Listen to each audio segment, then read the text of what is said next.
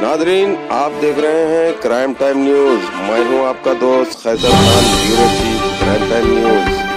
हर तरह की खबर से जुड़े रहने के लिए हमारे चैनल को लाइक करें, सब्सक्राइब करें और देखते रहिए crime time news.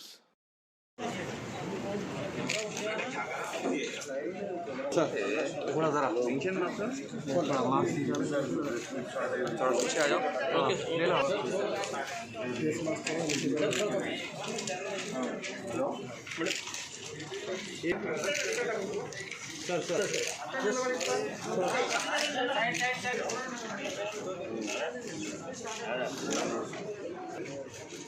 Sir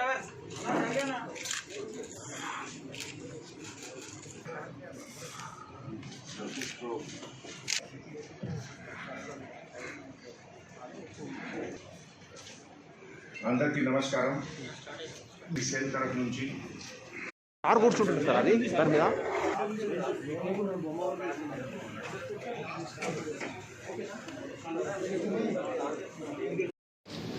good afternoon.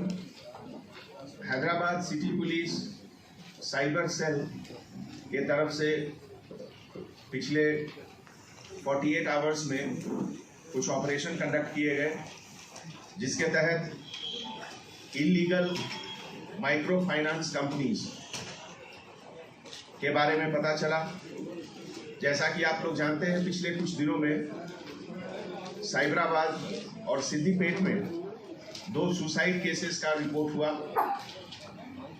जिससे पता चला कि कुछ इलीगल कंपनी लोन देती है और लोन के बाद उसको रिकवरी के दौरान जो क्लाइंट है उसको डिफेम करती है, उसके कॉन्टैक्ट्स में, उसके फैमिली मेंबर्स में, उसके फ्रेंड सर्किल में, और कभी कभी ये इस लेवल तक जाता है कि ये डिप्रेशन वो क्लाइंट बर्दाश्त नहीं करते हैं और सुसाइड भी कर लेते हैं. पिछले कुछ समय में cyber crime police station Hyderabad ने 16 FIRs बुक किए हैं, जिसमें कि ये अनरेगुलेटेड माइक्रो फाइनेंस कंपनीज जो रिजर्व बैंक ऑफ इंडिया के जो गाइडलाइंस हैं फाइनेंशियल इंस्टीट्यूशंस के बारे में, उस गाइडलाइन को फॉलो नहीं करते हैं और बिना उनके परमिशन के, बिना उनके गाइडलाइंस के ये इलीगल ऑपरेशन कर रहे हैं. इसमें हमारे ह्यूमन इंटेलिजेंस के द्वारा साइबर सेल को ये इंफॉर्मेशन आया और 2 जगह, खास करके उद्योग विहार, गुरुग्राम हरियाणा स्टेट, और 3 लोकेशन हैदराबाद में जहां से कॉल सेंटर रन होता था, वहां पर रेड किया गया. इस रेड के दौरान पता चला कि क्लाइंट को हरास करने के लिए, उनको इंटिमिडेट करने के लिए, डराने के लिए एक ऐसा माहौल पैदा करते थे ये लोग, जिसमें कि कुछ लोग बहुत ज़्यादा परेशान हुए.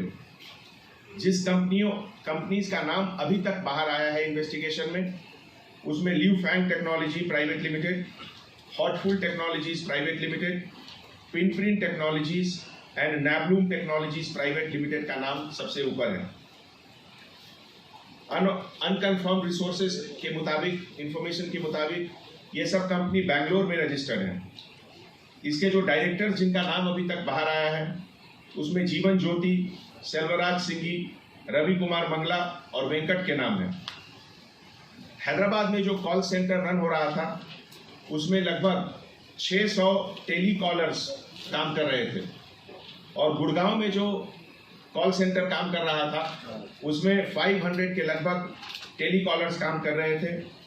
और उसमें से कुछ लोगों ने, जिनकी गिरफ्तारी हुई है, उसमें Bindu Rani HR manager Rewari Haryana, Jyoti Mallik senior manager Haryana, Amit manager Gurugram, Ramandeep Singh manager New Delhi, Prabhakar Dhangwal director New Delhi, Madhu Babu Singhi centre head Hyderabad, Manoj Kumar Singhi manager Hyderabad, Mahesh Kumar Singhi administrator Hyderabad, Tarun centre head Hyderabad, Pawan Kumar technical head Hyderabad, Jeevan Jyoti HR manager Hyderabad.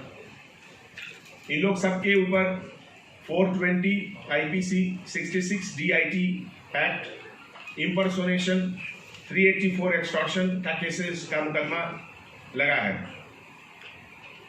जैसा कि आप जानते हैं, इस इंफॉर्मेशन में कुछ फॉरेन लिंक्स का भी डायरेक्ट और इनडायरेक्ट रेफरेंसेस आ रहा है। एक तो कुछ हेड शायद इंडोनेशिया के रहने वाले हैं और ये पूरा ऑपरेशन में एक चाइनीज नेशनल का भी हाथ होने का संभावना है। जैसा कि आप जानते हैं, जो गुड़गांव में जो रेड हुआ उसमें एक चाइनीज नेशनल का पासपोर्ट का कॉपी भी मिला। ये बेसिकली एक colour prediction gaming app scam के तहत है और अभी तक जो सीजर हुआ है उसमें लगभग 700 लैपटॉप्स, सर्वर्स, कंप्यूटर्स, इन सब का सीजर हुआ है अपनी टीम के द्वारा। उसके एनालिसिस के बाद पता चलेगा कि कितने लोग इसमें इन्वॉल्व हैं, मनी का फ्लो कैसे होता है, इनवर्ड आउटवर्ड क्या लिंक रहता है, ये सब हमारे इन्वेस्टिगेशन के बाद पता चलेगा। तो ऐसे मौके पे मीडिया के तरफ से, प्रेस के तरफ से पब्लिक को मैं अपील करता हूँ कि इस तरह का जो शॉर्टकट मेथड ऑफ लोन है, जो बोलते हैं कि बस एक फ़ोन कॉल पे आपको लोन मिल जाएगा, इसके लालच में नहीं आए। जो प्रॉपर रिप्यूटेड कंपनीज हैं उसी के थ्रू से काम करें।